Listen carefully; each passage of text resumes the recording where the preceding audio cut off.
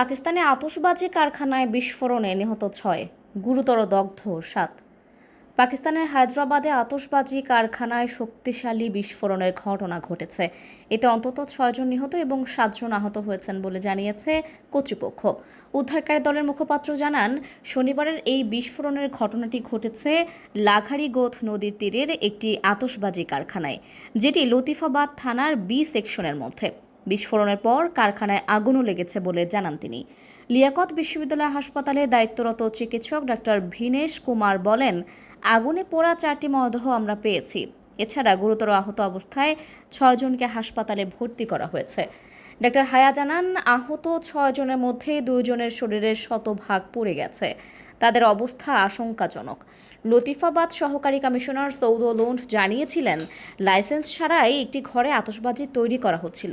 এ সময় বিস্ফোরণের ঘটনা ঘটে। তিনি বলেন, উদ্ধার অভিযান শেষ না হওয়া পর্যন্ত কিছুই বলা যাবে না।